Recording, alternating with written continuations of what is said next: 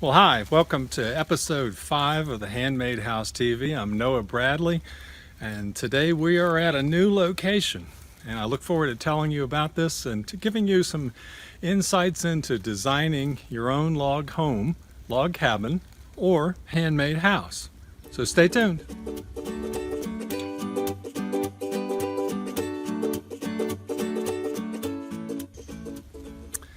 Well, okay, today we are at a log cabin that I restored years ago, probably 25 to 30 years ago. And for the next several episodes of Handmade House TV, we're going to walk around and explore and talk a little bit about this log cabin.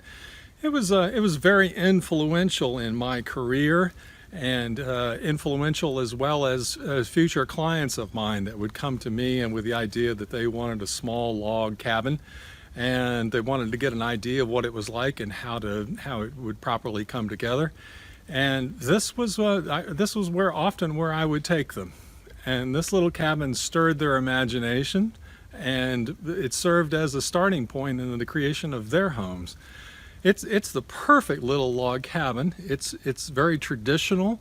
It's the way it was built. And that's where I want to challenge, that's where I want to go with this particular episode. And that is that every time that I post a picture of this on Facebook or on my website, or I bring people here to see this particular cabin, it stirs them. It really touches them. It serves as I get a strong emotional response from them that yes, that's what I want. Yes, that's what I find appealing and attractive, and that's what I want in a home. And then the next question is, at least it is for mine, and that's what I'm encouraging for you, is that once you find something, a home that you find appealing or charming, the next thing is, well, what is it about that particular structure? Why is it that it appeals to me? That quite often in life and in developing your skills and your talents, no matter what field you're in, it's the questions that are more important than the answers. It's the process of constantly questioning and self-discovery. So I'm almost hesitant to tell you some things, but I'm going to.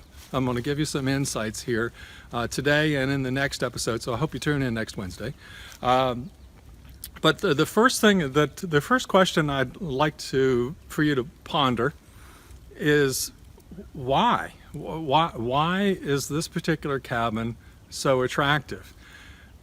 And let me start that with where in my current home that I live, across the street from my house, a home was built after I built my home, and it's a multi-million-dollar McMansion, designed by an architect, built by a known builder in the area, lived in by a prominent person right now. And when it came time for me to sell my current home, and I would bring in real estate agents to properly appraise my home, they would list the pros of my home and the cons of my home. And every one of them commented and would make note of it in their appraisal that multi-million-dollar home, professionally designed by an architect across the street, was damaging the value of my home. It was a detriment to the value of my home.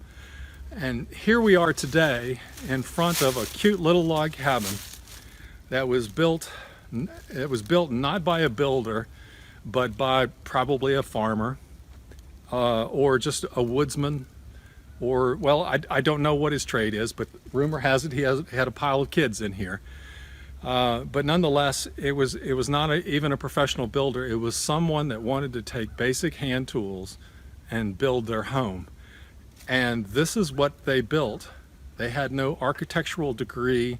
They attended no classes in becoming a builder, but yet they built something 150 to 200 years ago that is more attractive, more appealing, draws more comments, and than that McMansion across the street that I could do. So what is it?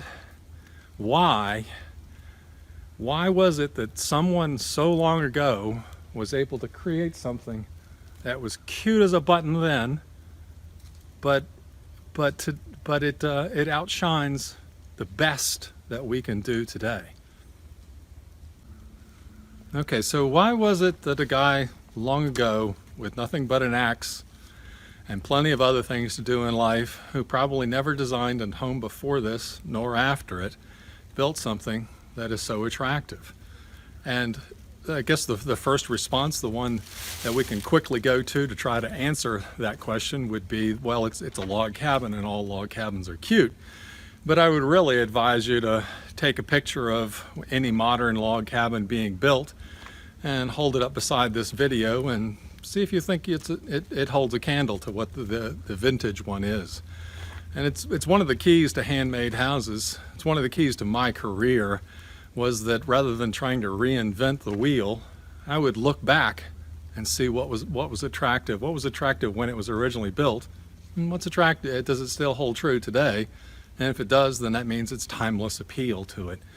And by the way, timeless appeal is one of the 12 key defining characteristics of a log home, of a handmade home, of just about whether you build it out of stone or out of timber frame or log or any other alternative form. It's one of the 12 things that bonds a house and makes it a handmade rather than a cookie cutter.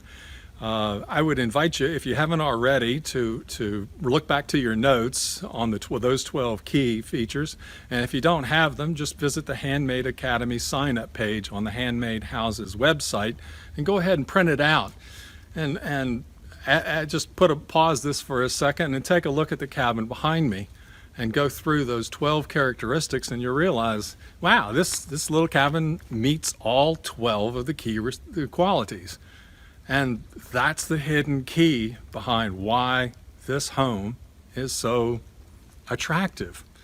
And one of the reasons that it worked out, Mr. Smith, whoever built this cabin long ago, he didn't have the cheat sheet. He didn't have those 12 characteristics of a log cabin or a handmade house. What he did is that's the way it was done. That's the way it was done in his time, and that's what we drifted away from, and that's why we end up with multi-million-dollar McMansions across the street that I wish I had a grenade launcher to eliminate it from the landscape.